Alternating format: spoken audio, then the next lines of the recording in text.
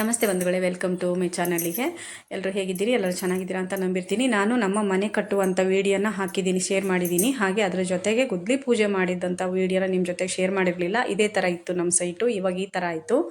ಹಾಗೆ ಫೌಂಡೇಶನ್ ಪೂಜೆ, ಗುದ್ಲಿ ಪೂಜೆ ಅಂತ ಹೇಳ್ತೀವಲ್ವ, ಪ್ರಥಮವಾಗಿ ಫೌಂಡೇಶನ್ ಗಟ್ಟಿ ಇರಬೇಕು. ಹಾಗೆ ಫೌಂಡೇಶನ್ ಅಂದರೆ ಗುದ್ಲಿ ಪೂಜೆ ಮಾಡಬೇಕು, ಫೌಂಡೇಶನ್ನಿಗೆ ಪೂಜೆ ಮಾಡಬೇಕು, ಆಯ ತೆಗಿಬೇಕು, ಆಯ ಪೂಜೆ ಅಂತೆಲ್ಲ ಹೇಳ್ತೀವಲ್ವ. ಅದನ್ನು ನಾನು ವೀಡಿಯೋ ನನಗೆ ಸಿಗಲಿಲ್ಲ. ವೀಡಿಯೋ ಯಾಕೆ ಸಿಗಲಿಲ್ಲ ಅಂದರೆ ನಾನು ಅವಾಗಿನ್ನೂ ಯೂಟ್ಯೂಬ್ ಚಾನಲ್ ಮಾಡ್ತಿರ್ಲಿಲ್ಲ, ಹಾಗೆ ನಾನು ವೀಡಿಯೋನು ಮಾಡ್ಕೊಂಡಿರಲಿಲ್ಲ. ಯಾಕೆಂದರೆ ನಾವೇ ಪೂಜೆಗೆ ಮಾಡ್ತಾ ಇದ್ವಲ್ಲ, ಹಾಗಾಗಿ ಅದ್ರ ಜೊತೆಗೆ ಮಳೆಗಾಲ ಸ್ವಲ್ಪ ಇತ್ತು. ಹಾಗಾಗಿ ನಮ್ಮ ಮಲೆನಾಡಲ್ಲಿ ತುಂಬ ಮಳೆ ಇರುತ್ತೆ ಅಂತ ನಿಮ್ಗೆಲ್ಲರಿಗೂ ಗೊತ್ತಿದೆ. ಹಾಗೆ ವೀಡಿಯೋದ್ದು ಇರಲಿಲ್ಲ, ಅದಕ್ಕೋಸ್ಕರ ಈ ಫೋಟೋಗಳನ್ನೆಲ್ಲ ಶೇರ್ ಮಾಡ್ತಾ ಇದ್ದೀನಿ. ಯಾಕೆಂದರೆ ಎಲ್ಲದೂ ಅಪ್ಡೇಟ್ ಕೊಟ್ಟಿದ್ದೀನಿ, ಇದರೊಂದು ಕೊಡೋಣ ಅಂತ. ಅದರ ಜೊತೆಗೆ ನಮ್ಮ ಮಳೆಗಾಲದಲ್ಲಿ ನಮ್ಮ ಮಲೆನಾಡಿನಲ್ಲಿ ಯಾವ ಥರ ಜೀರುಂಡೆ ಸೌಂಡ್ ಇರುತ್ತೆ ಸಾಯಂಕಾಲ ಹಳ್ಳಿಯಲ್ಲಿ ಅಂತ ತೋರಿಸ್ತಿದ್ದೀನಿ. ನಮ್ಮ ಮಲೆನಾಡಿನ ಸ್ಪೆಷಲ್ ಇದು.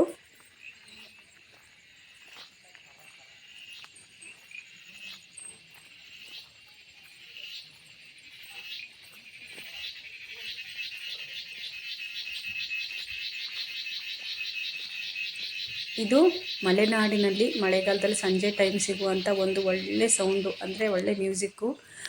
ಪ್ರಾಣಿ ಪಕ್ಷಿಗಳು, ಪ್ರಾಣಿ ಅಲ್ಲ ಪಕ್ಷಿಗಳು ಅಂದರೂ ಜಲಚರಿ ಅಂತ ಹೇಳ್ತೀವಲ್ವ, ಅದು ಕೂಡ ಇರುತ್ತೆ. ಅದರೊಳಗೆ ಪಕ್ಷಿಗಳು ಕೂಡ ಇರ್ತವೆ. ಅಂದರೆ ಜೀರುಂಡೆ, ಹಾಗೆ ಕಪ್ಪೆ, ಏಡಿ ಎಲ್ಲ ಸೌಂಡು ಕೇಳಿಸ್ತಿದೆ ನಿಮಗೆ ಅನ್ಕೊತಿದ್ದೀನಿ. ಹಾಗೆ ಈ ಸಂಕ ನೋಡಿ, ತುಂಬ ದೊಡ್ಡ ಸಂಕ ಇದು. ಇದರಲ್ಲಿ ಈಚೆಯಿಂದ ಆಚೆಗೆ ದಾಟಿ ಹೋಗಬೇಕು. ನಮ್ಮ ಹಳ್ಳಿ ಕಡೆ ಎಲ್ಲ ಹೇಗೆ ಇರುತ್ತೆ, ಅದು ನಮ್ಮ ಮಲೆನಾಡಿನ ಸೈಡಲ್ಲಿ.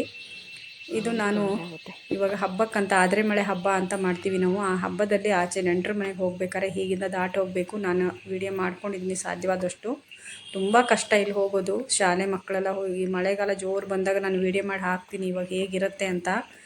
ಇಲ್ಲಿಂದ ಆಚೆಗೆ ಹೋದರೆ ಅವ್ರ ಮನೆ ಸಿಗುತ್ತೆ. ಯಾರೆಲ್ಲ ನನ್ನ ಚಾನಲ್ ಸಬ್ಸ್ಕ್ರೈಬ್ ಮಾಡದೆ ನೋಡ್ತೀರಾ, ಪ್ಲೀಸ್ ಸಬ್ಸ್ಕ್ರೈಬ್ ಮಾಡ್ಕೊಂಡು ನೋಡಿ. ವಿಡಿಯೋ ಇಷ್ಟಾದರೂ ಲೈಕ್ ಮಾಡಿ, ಶೇರ್ ಮಾಡಿ, ಕಮೆಂಟ್ ಮಾಡಿ. ನಾಳೆ ಬರುತ್ತೆ ಇನ್ನೊಂದು ವಿಡಿಯೋ, ನಮ್ಮ ಮನೆ ಗೃಹ ಪ್ರವೇಶದ ವಿಡಿಯೋ.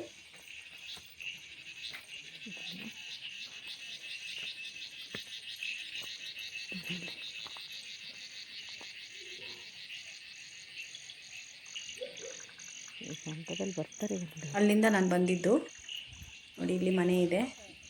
ಈ ಮನೆಗೆ ಇವಾಗ ಕುರಿ ಊಟಕ್ಕೆ ಹೋಗ್ತಾ ಇದ್ದೀವಿ. ಕುರಿ ಕಡಿದು ಕ್ಲೀನ್ ಮಾಡ್ತಾ ಇದ್ದಾರೆ. ಹಾಗೆ ನಾಯಿಗಳು ನಮ್ಮ ಹಳ್ಳಿ ಕಡೆ ಹೇಗೆ ಅಂದರೆ ಪ್ರತಿ ಮನೆಯಲ್ಲೂ 2-3 ನಾಯಿ ಇರುತ್ತೆ. ಯಾಕಂದರೆ ಒಬ್ಬಂಟಿ ಮನೆಯೂ ಕೂಡ ಇರ್ತಾವಲ್ವ. ಹಾಗಾಗಿ ಬಾಯ್ ಫ್ರೆಂಡ್ಸ್.